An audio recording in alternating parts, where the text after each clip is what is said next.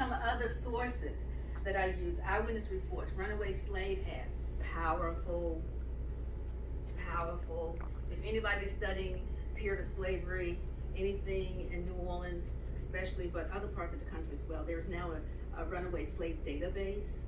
You can just put in, information, and some articles will come up. I won't say all of them because we don't know all of them, but so very, very important, because those slave ads have the names of people. Sometimes they say who the previous owner was along with the present owner, because the present owner is the one who put the ad in the paper, so you know who the present owner is. Sometimes it will say things like where the relatives live. There's in this book I have a lot of primary and secondary documents, which is why I wanted to show this one.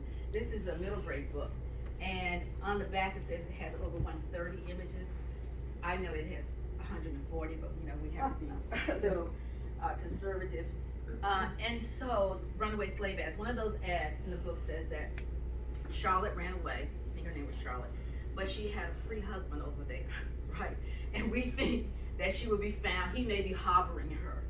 A couple of days later, maybe a month later, see another ad that she was found, and he was indeed harboring her. Right? Now, I could have found out what the punishment was, because that was also documented in records.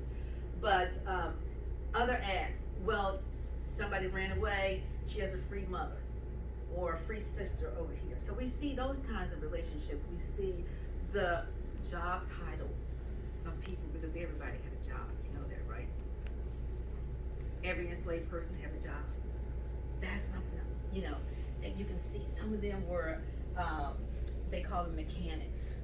That means that they would have been like a blacksmith or something with a very, very high skill.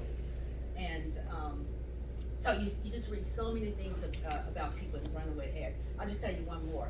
This ad that I have at the front of the book is by a young boy named Sainville, right? And so look how long this ad is. For Sainville, I think he was 14 years old. He was very young. 14 years old. And so they give all his features, what he looked like, what he was wearing, who he worked for. And they say in here that one summer he worked at the brickyard, another time he worked at some other place, and that he worked for a Negro woman named Matilda, who was owned by Mr. Forstall, and for whom he sold cakes and beer about the city. So that means that he was working for a woman who was enslaved, right? But she had him out peddling for her. You see the economics behind this? How savvy these people were.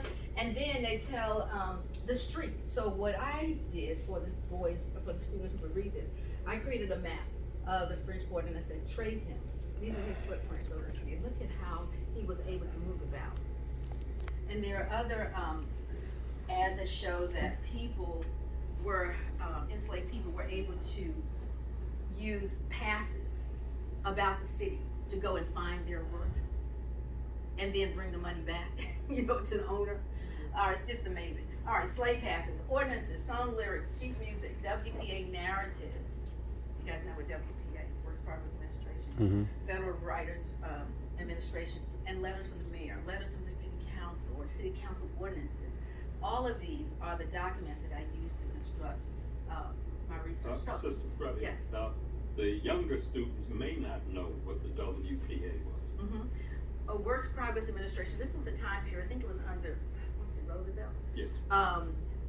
Where he created, Franklin, the president, where he created a program where not only writers, but also there were artists, and there were architects, just many people who you probably read about, like Zora Neale Hurston. I think she was a part of WPA. But these people went out and interviewed people who were formerly enslaved, or people who were a certain age level. Sometimes they were free people of color. I may be able to get to play an interview of a woman who was a European descendant, whose parents owned a plantation, his grandfather. But I have her because she's singing some of the songs, and she says these were the songs of Congo Square. So we have to look at different interviews. We don't just look at all the time the enslaved people or who were previously enslaved. But these are the records from people from that time period. I think we need another WPA right about now. Maybe they will call it something different, especially after Katrina. Well, that was when, yes. Just a statement. That was 1929, 1930. Oh, yes, that's you had the great crash of the Great Depression, and so the federal government looked to revive our communities with leveraging the arts. So that brought back vitality to our communities. So I think your assessment is right. That we need to have another revival with the arts. The other piece, the slide prior to this, one, was the custom houses and commodity records, because we were looked on as chattel, as not as human beings. So that's another form of